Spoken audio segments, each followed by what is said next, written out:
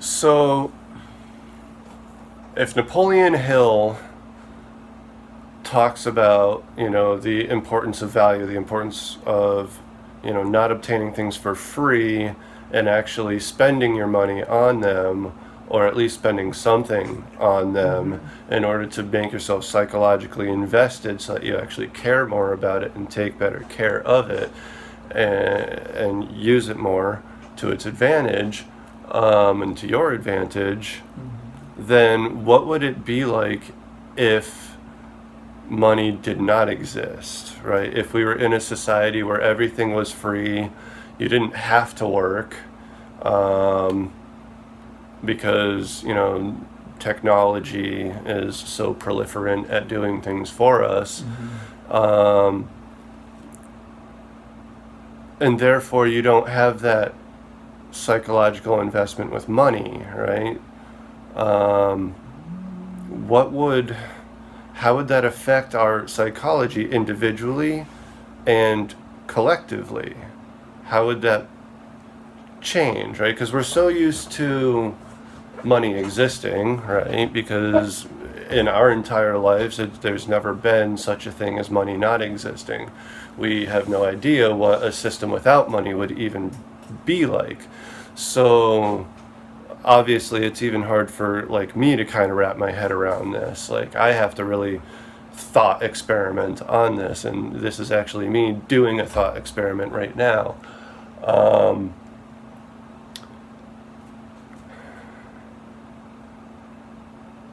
If money never existed, though, the society would have a lot of differences from the way we currently do things. For example, the way we currently do things is because the point is to generate a profit. We create this linear system of, consume, produce, and waste, right?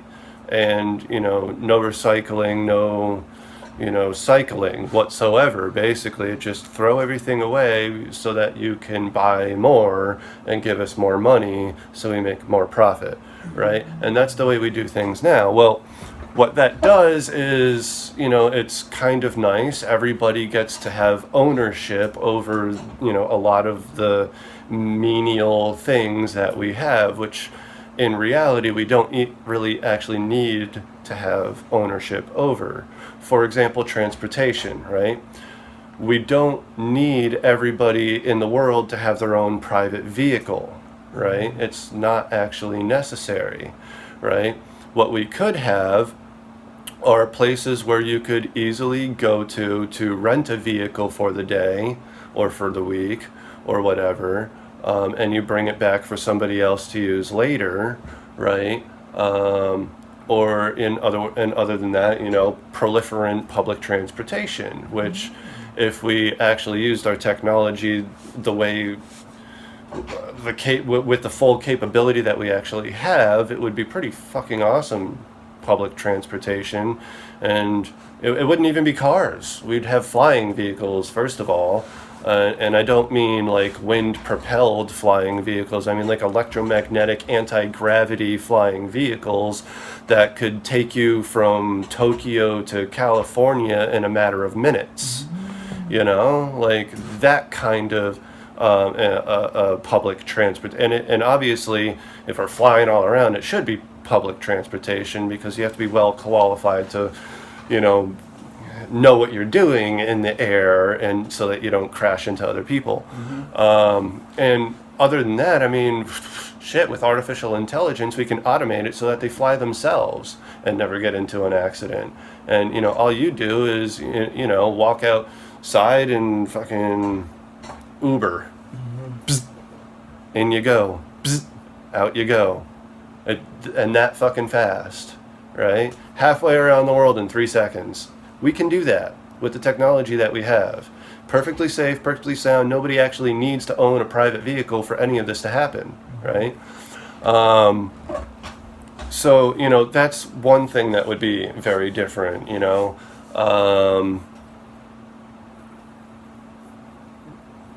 not everybody needs to have a copy of the same book, you know. Libraries should have a copy of every fucking book that you can possibly think of. And with technology, you don't even need the physical book to be in existence. It could be on a database online that everybody has free access to, you know. There are so many different ways that society could operate that would be way more beneficial to the planet itself, to humanity, and just to everything in general if money did not exist, right? And if it didn't exist long enough for us to even just get 1% of the way there, people would see such a drastic improvement that we would say, yeah, let's keep going. But the difficulty of it is in overcoming the mass consensus that money's always existed. It's practically a part of nature.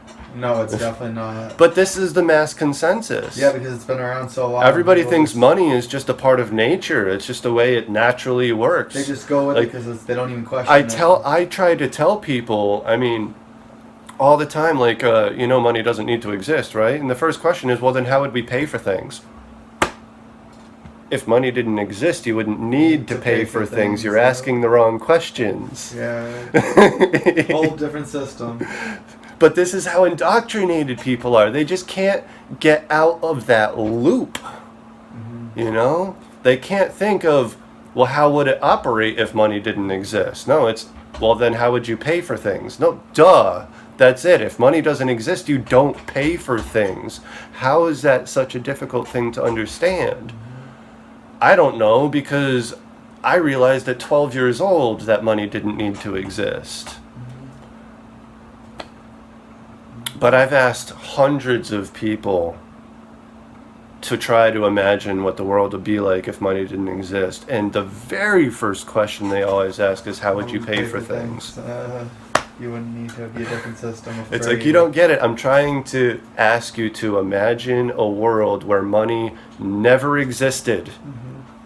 How would you pay for things? Money doesn't exist. Wrong question. I don't get it. My brain is fried. That's literally what happens to people. My brain is fried. I cannot comprehend. It's too much cognitive dissonance. Right? That's how hardwired we are into the concept of money. We think it's actually a part of nature. But I'm sorry, but nature did not create money. Mankind did. Yep. And it never needed to be invented. Like, quite literally, if nature doesn't invent something, it doesn't need to exist, right? But does that mean we shouldn't invent technology? No. Because what is technology, ultimately? Mimicry of nature. Mimicry of consciousness, right? This is what technology is, right? We invent physical things to do for us what we haven't yet figured out how to do with our own consciousness, right? This is what technology is. Well, why did we ever invent the concept of money? I understand inventing the concept of transportation because we haven't yet figured out how to fly like we do in our dreams, or just, you know, teleport with the power of our mind. Does that ability exist? Yes, at higher states of consciousness. We haven't gotten there yet. So we create technology to mimic that for us. Unfortunately, we create technology in ways that doesn't mimic nature, though, right? The internal combustion engine. Where in nature do you see an internal combustion engine? Where in nature do you see explosions forcefully moving energy, right? Throughout nature, you don't see that. In fact, you see the opposite. It's implosions that are driving energy, not explosions, right? So we've actually done the exact opposite of nature. And what's the effect of these explosions is the exhaust, which is bad for our atmosphere, right? Yeah. What's the effect of the implosion? What does an implosion effect have? There's no exhaust to that, right? It does give off what? a radiation, right, which would be a form of electromagnetism, right, which is the infinite spectrum of electromagnetism. What form of radiation does it give off? Well, that depends on the nature of the implosion, right? The sun, for example, is not exploding, it's imploding, right? And that's what's creating all the friction that's causing all the heat that generates all the fire that we feel is the warmth from the sun. But what else is it doing? It's radiating. Radiating what? An electromagnetism in the form of what? Light, X-rays, UV rays, heat, the entire electromagnetic spectrum. Well, not the entire, I don't know how much the sun encompasses, but it encompasses a pretty wide range of electromagnetism as a result of that implosion, right? And what does that do? It generates life. It generates life on planet Earth, where it can mix with the water and form the first algae from which life can start to evolve and develop, right? The Earth, all the pressure from the gravity. What is gravity? Gravity is what? It's an implosion. Everything's going towards the center, right? That's what gravity is. Another word for it is actually dielectricity, right? It's the inward motion of the electromagnetism all moving towards the center. Well, everything's made of electromagnetism, so that dielectric pole pulls everything towards that center if it's within that event horizon, right? So what we call gravity is dielectricity. And the result of that, right, once it finishes imploding at the center, is magnetism, right? Dielectricity is the inward charge of electromagnetism, and magnetism is the outward discharge of electromagnetism. Okay? And this is how everything works throughout nature, right? So we're doing the opposite by creating internal combustion engines, right? Well, what we should be doing instead is figuring out how to create systems of magnets that rotate around each other in just such a way where they actually propel each other, just like the planets and the sun in our solar system and the stars throughout the galaxy, right? Because this is what's generating the excess amount of energy, right, that becomes the evolution of life within itself. This is the fundamental law of creation, right? Where everything's always producing a profit of energy due to the law of squares at work in the use of energy within the closed system. It creates a profit of energy as a result, which allows the system to grow. Okay, that's why the universe expands, right?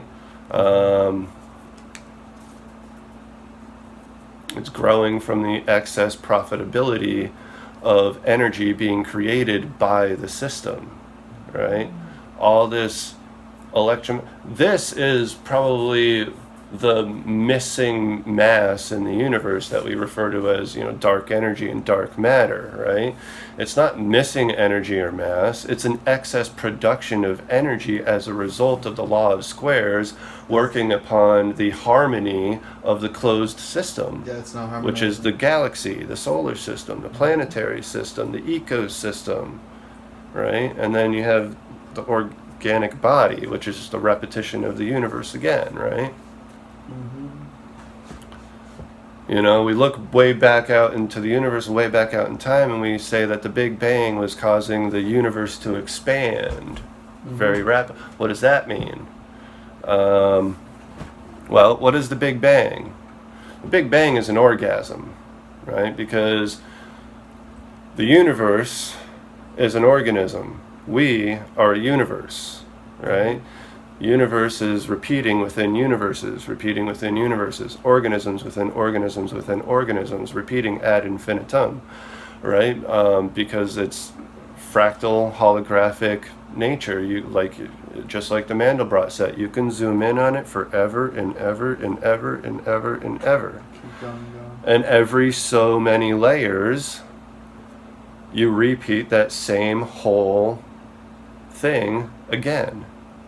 And then you zoom in on it again, and every so many layers you repeat that same whole thing again, And you can zoom in, right? So the Big Bang is an orgasm, right? And then the sperm inseminates the cell, and then what happens? Period doubling. The body begins to grow at a rate where it gets faster and faster and faster in growth, right? Until it reaches a certain point where it's fully grown, right? And then it tops off, and then it starts shrinking, right? As that organism starts to die, little bit by little bit, right? That's what a Big Bang really is, and this is the real life cycle of our universe. This universe is literally going to die someday, not going to expand and contract forever, right? Because this universe is an organism. Of course, we'll all be long gone dead before this universe dies, right? I mean, the difference in time experienced by that universe and our universe is vast, right? Because our galaxy is just one cell inside of this universe, right? One cell inside the body that is the organism that is this universe, right? So from our perspective, right, 1 second of time that this universe organism around us experiences in its reality is probably 10, well, all right, let's see. If this universe has really been alive for 14 trillion years, right? Thereabouts, that's what we think, right? Because that's as far back in time as we can see. Honestly, that probably just means, sorry, that's as far back in time as you can see before the probability of things just becomes such a haze that you can't see any further because it's infinite probability at that point, right? Because the further you look into the past, the more you're actually seeing probability and not reality, right? Because of all the different deviations and variations that everything can take at any given moment, right? And the same thing with the future. The farther out into the future you look, the more you can only see probability, right? So it's probably only that we can only see so far through time because probability becomes infinite at a certain point. Once it becomes infinite, you can't see beyond that, right? That's the golden spiral, right? You can only see in so far until it becomes infinitely zero, and you can only see out so far until it becomes infinitely vast, right? You just can't see the other edge anymore, right? And that's the same for time as it is for space, right? And it doesn't matter whether you're looking backwards in time or towards the future, right? You are going to see more and more probability the further out you look, right? So maybe the universe isn't even actually 14 trillion years old. You know, maybe it's 128 quadrillion years old, you know, from our perspective. There's no real way of knowing that because we can only see so far through time. But just for the sake of argument, let's say the universe is 14 trillion years old. And we've clearly seen it's already gone through its, most of its expansion phase, although it is still expanding, right? A little bit. It hasn't completely topped off yet, right? The expansion is slowing, perhaps, right? But it hasn't completely topped off yet. So that means our universe, if it's female, is probably around 14 years old in its time, and if it's male, is probably around 18 years old in its time, right? So let's just say our universe is a female for the sake of it, a human female just like us, right? That would mean she's about 14 years old. That means 1 year to this universe, from its perspective, is 1 trillion years to us, right? So yeah, this universe could be on its deathbed, and we would never know. We would still fully live out our entire lives. Because it would take so long for the death of that body to reach us in our time frame, right? Because we're just tiny little superstrings inside this universe, right?